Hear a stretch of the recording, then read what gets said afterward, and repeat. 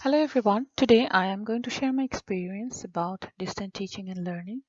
I must say that this has really been really learning, interesting, at the same time challenging experience. Throughout this journey of remote teaching, I got to learn new things and still learning every day. I also learned how to deal with certain situations, challenges, and act accordingly.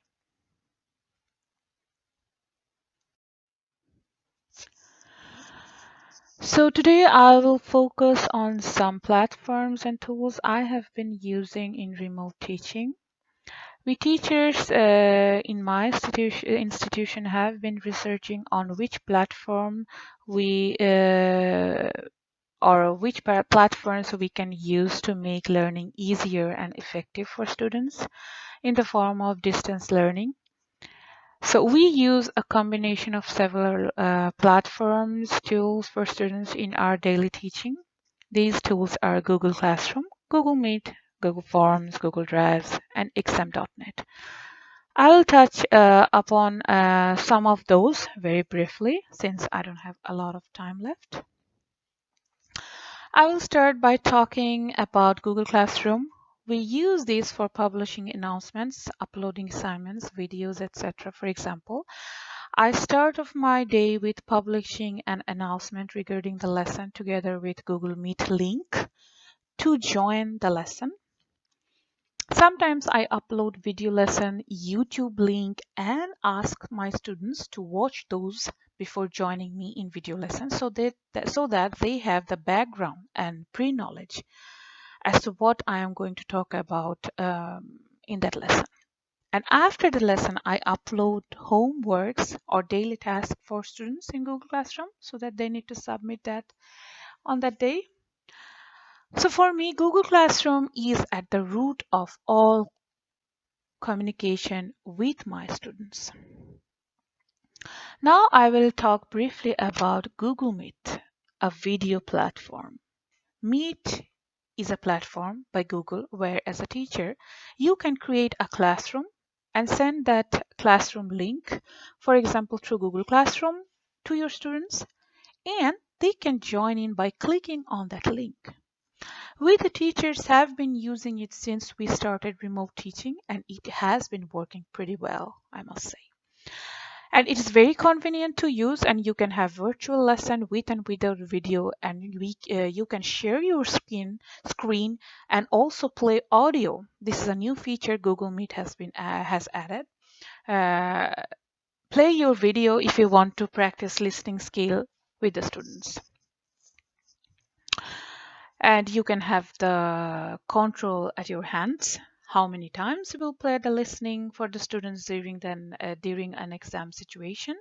So these things are very good features. These features are really very good in Google Meet.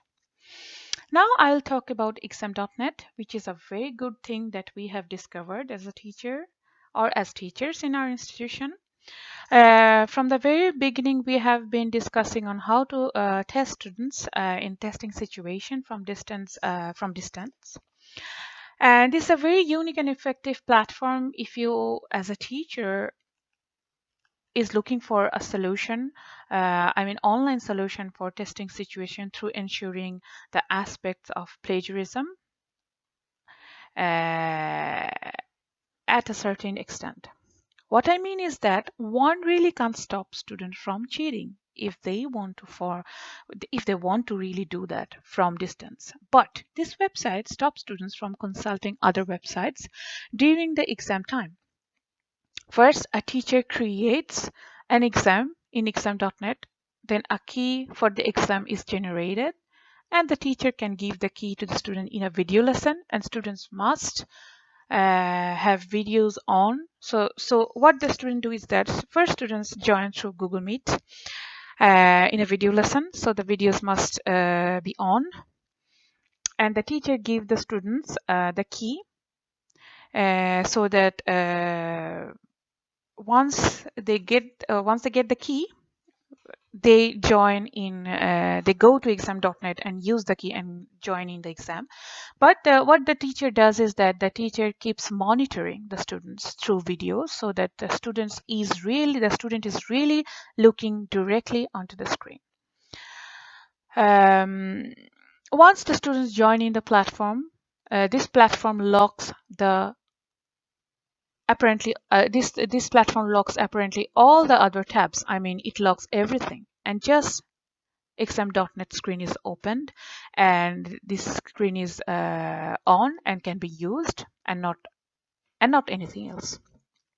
During the exam, if the students have any kind of question, they can ask the teachers through messaging, because in exam.net there is a box messaging option, and the teacher and student can have communication there. Due to the limitation of time, I won't be able to discuss in detail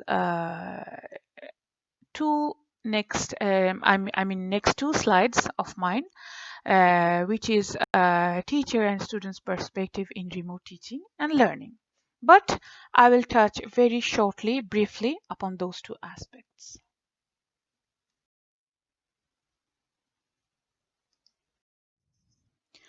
So, in my next two slides, I try to focus or bring out few aspects that can be very crucial while we are discussing remote teaching and learning.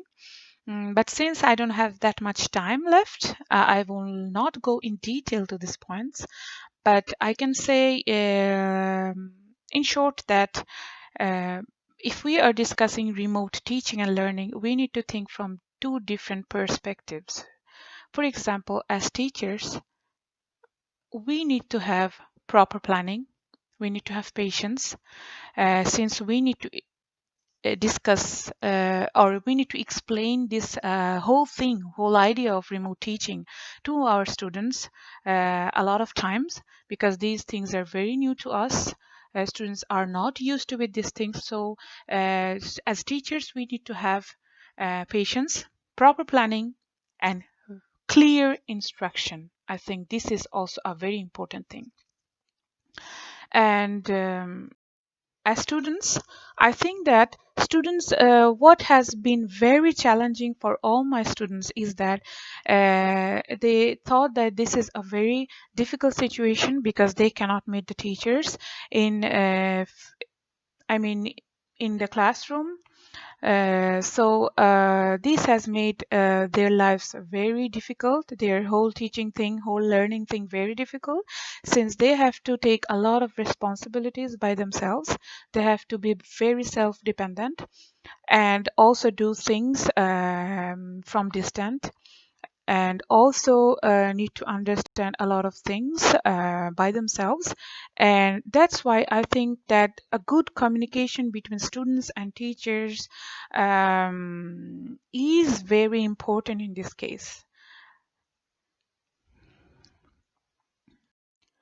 So I'm reaching almost the end of my presentation. Before I end my presentation, I'd like to focus on few topics to discuss. The first one is that what are the benefits of the teaching ideas, tools, etc. I have proposed. The benefits I've already shared while I was explaining different platforms, but I can say in one sentence that all the platforms I have touched upon or I have discussed today, in short, are very sound and effective teaching and learning experience or methods for teachers and students. What potential issues can we encounter with their use? The potential issues are always that if students are able to decode the whole method or not. And then if these instruction or information regarding these tools have reached properly in their ends, and most importantly, if the students can use all this information and instruction practically and be effective. Another problem I have faced is that the lack of computer and digital skill of students, and also the availability of the proper instruments, for example, computer and internet. What were the students' reaction? Okay, the reaction of the students were really mixed. Some were and are interested to learn and use new things, and some are facing difficulties using them. I think this relates back to the level of computer skill and knowledge they possess. Thing that I have mentioned earlier in second point. I mean, those students who possess uh, a promising amount of knowledge about computers or digital world, they think that or they discover that these platforms we are using are really interesting and they can handle it. But those students who are not having a proper background about this find it really difficult. So what I do is that um, I'm going to discuss this thing in my next question. But before I discuss this, I would like to read the question first. How can these tools ideas be adapted to different teaching contexts? So now I come to this point. So, for those students, those who are not having proper background in computer skills or computer digital world, I think then we need adaptation. So I think any kind of adaptation requires a clear communication between the information giver and receiver. In my case, I have introduced different platforms to my students at first through providing clear and detailed instruction, and then check back how they can utilize those information in practice. If they have failed to realize them, I have made things easier for them by producing easier ways of explaining things that matches their level of understanding. So what I did is that I try to, or what I have been doing is that I try to understand their level of understanding, and then I changed my way of instructing or way of giving information to the students. So in the end, I would like to say that patience and clear instructions are the key things for me if we are discussing or if we are in the era of remote teaching and learning.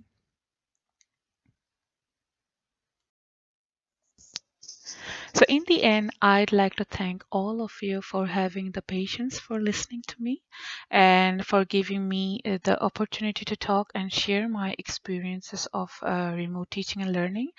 And this has been a pretty learning experiences for me throughout this whole situation, throughout this whole thing and whole idea of remote teaching and learning. My name is Nitia Islam and I am working as an English language teacher in Botkyrka Vuxenutbildning in Stockholm, Sweden. And I have provided my email address. If anyone like to ask me any question or has any kind of comments or anything, you are welcome to do that. Thank you again.